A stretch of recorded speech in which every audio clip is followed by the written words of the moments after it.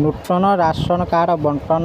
ଜାତୀୟ ପଞ୍ଚାୟତ ରାଜ ଦିବସ ଉପଲକ୍ଷେ ଗୁରୁବାର ମୁଖ୍ୟମନ୍ତ୍ରୀ ମୋହନ ଚରଣ ମାଝୀ ପୁରୀଠାରେ ଭିଡିଓ କନଫରେନ୍ସ ମାଧ୍ୟମରେ ବିଭିନ୍ନ ଯୋଜନାରେ ଭିତ୍ତିପ୍ରସ୍ତର ସ୍ଥାପନା ସହ ନୂତନ ରାସନ କାର୍ଡ ପ୍ରଦାନ କରିଥିଲେ। ଏହି ପରିପ୍ରେକ୍ଷୀରେ ଚାନ୍ଦବାଲି ବ୍ଲକ ପରିସରରେ ପଞ୍ଚାୟତ ରାଜ ଦିବସ ପାଳନ ସହ ନୂତନ ହିତାଧିକାରୀଙ୍କୁ ରାସନ କାର୍ଡ ବଣ୍ଟନ କରାଯାଇଥିଲା।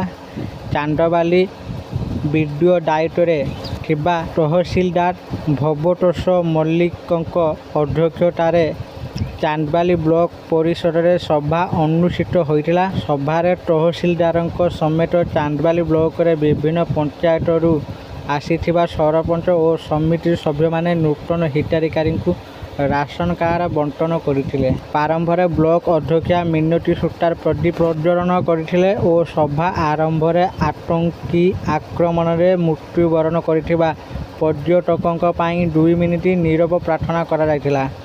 ମଞ୍ଚରେ ତହସିଲଦାର ଭାବତୋଷ ମଲ୍ଲିକ, ଚାନ୍ଦବାଲି ଏନଏସସିଓ ଆଭାସ ରଞ୍ଜନ ପାଣିଗ୍ରାହୀ, ସରପଞ୍ଚ ସୁରଭି ନାୟକ, ସମିତି ସଭ୍ୟ ପ୍ରିୟ ରଞ୍ଜନ ଜେନା, ଅଭୟ ବଳ, ଶରତ ବେହୁରିଆ, ସୁବାସ ଦାସ ଉପସ୍ଥିତ ରହି ମୋଟ 120ରୁ ଊର୍ଦ୍ଧ୍ୱ ନୂତନ ହିତାଧିକାରୀଙ୍କୁ କାର୍ଡ ବଣ୍ଟନ କରିଥିଲେ।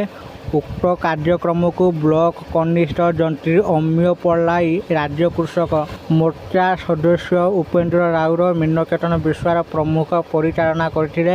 ଅନ୍ୟମାନଙ୍କ ମଧ୍ୟରେ ବିଜେପି ଜିଲ୍ଲା ସମ୍ପାଦକ କମଳାକାନ୍ତ ସୂତାର, କିଶୋର ନାୟକ, ଜଗନ୍ନାଥ ରାଉତ, ଦିଲ୍ଲୀପ ରାଉତ, ପୂର୍ଣ୍ଣଚନ୍ଦ୍ର ପାଣି, ବିକାଶ ବେହେରା, ଚନ୍ଦନ ରାଉତ, କିଶୋର ନାୟକ, ତ୍ରିଦିବେଶ ପ୍ରଧାନ, ସ୍ୱଦେଶ ପଣ୍ଡା ଓ ବୃନ୍ଦାବନ ମଣ୍ଡକ ପ୍ରମୁଖ ଉପସ୍ଥିତ ରହିବା ସହ କାର୍ଯ୍ୟକ୍ରମ ପରିଚାଳନାରେ ସହଯୋଗ କରିଥିଲେ।